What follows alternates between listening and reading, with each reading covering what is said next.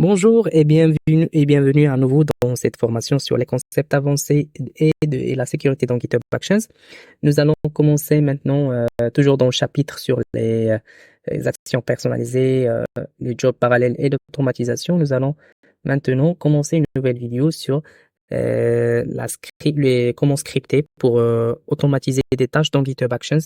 Et donc l'objectif, c'est d'apprendre à utiliser des scripts pour automatiser des tâches dans GitHub Actions et améliorer l'efficacité des workflows CI/CD et intégrer des outils peut-être externes via des scripts personnalisés. Et pour le plan de la vidéo, nous allons commencer comme toujours par une introduction sur ce qu'on va faire, euh, les types de scripts utilisés dans GitHub Actions, comment ajouter des scripts au workflow, et on va enchaîner sur des exemples pratiques de ces scripts-là qui permettent d'automatiser des tâches et les bonnes pratiques pour l'automatisation par script. Donc, commençons maintenant par cette introduction. Donc, les scripts sont des éléments puissants, que ce soit dans GitHub Actions ou dans d'autres environnements. Donc, c'est des éléments qui sont puissants pour automatiser des tâches dans ces environnements, et spécialement dans GitHub Actions. Ils permettent une flexibilité accrue et une personnalisation des workflows CI/CD en automatisant des tâches qui sont répétitives, comme l'installation de dépendances, la configuration d'environnement ou le déploiement d'applications. Donc, on utilise les scripts pour pouvoir non seulement automatiser des processus, mais aussi intégrer des outils externes et des services tiers, ce qui améliore l'efficacité globale de votre pipeline de développement. On va voir les types de scripts qui sont souvent utilisés dans GitHub Actions. Donc, dans dans GitHub Actions, vous pouvez utiliser divers types de scripts en fonction de l'environnement du runner, essentiellement. Donc, on a les scripts bash qui sont couramment utilisés pour les runners Linux et macOS, et tandis que PowerShell est utilisé pour les environnements Windows. Donc, vous pouvez également utiliser des scripts écrits dans des langages comme Node.js ou Python pour automatiser des tâches spécifiques, surtout si votre application ou vos outils sont déjà basés sur ces langages-là. Donc, on voit ici un exemple de script bash très simple. Vous voyez des commandes bash, install dependencies, npm install, etc. Et ici, un script PowerShell pour faire la même chose. C'est juste, vous voyez, c'est juste la syntaxe qui diffère.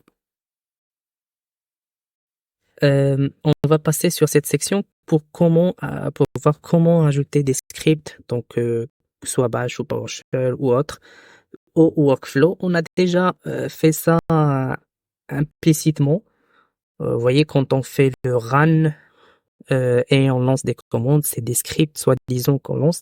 Mais ici, on va vous montrer comment lancer un script entier qui est déjà prêt à être utilisé. Donc, pour ajouter des scripts à des workflows, vous pouvez utiliser soit le mot-clé run pour exécuter des commandes inline comme on a déjà fait directement dans le fichier YAML du workflow, soit appeler des scripts externes stockés dans votre repo, comme il est le cas ici. Donc on a le script, il doit être dans scripts et donc il est nommé deploy.sh. Comme ça, on l'exécute avec la commande run.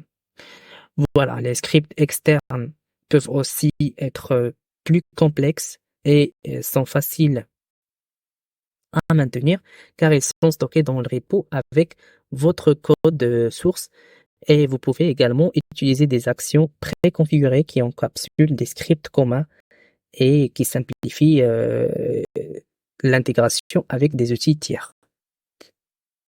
Voilà, passons maintenant voir des exemples pratiques de scripts qui sont utilisés généralement pour automatiser des tâches récurrentes dans GitHub Actions. Les scripts, comme on a dit, sont utiles pour automatiser une variété de tâches dans les workflows. Et par exemple là, vous pouvez utiliser des scripts pour installer automatiquement des dépendances, déployer une application sur un serveur ou une plateforme cloud, ou également pour intégrer des services intégrés comme des notifications Slack ou des envois de rapports. Donc, les scripts vous permettent de gérer ces processus de manière cohérente et reproductible sans intervention manuelle. Voici ici un exemple c'est un exemple de script d'installation des dépendances et de déploiement. Donc là, ce script-là, ce fichier-là ou ce texte-là, on peut le mettre dans un fichier script.sh ou install dependencies.sh et l'appeler directement depuis le workflow. Ça permet de apaiser et de factoriser un peu le workflow pour réduire le nombre de lignes, surtout quand on a des scripts qui sont très très grands et qui se répètent sur plusieurs jobs et sur plusieurs workflows. Quelques points de pratique pour l'automatisation par script.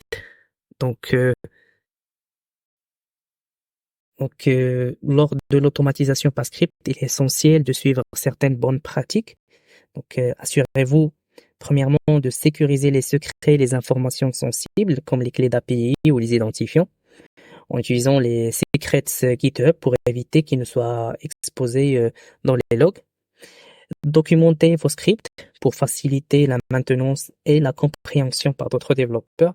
Et enfin, testez vos scripts, que ce soit avant de les pousser dans le repo ou après, avec les workflows.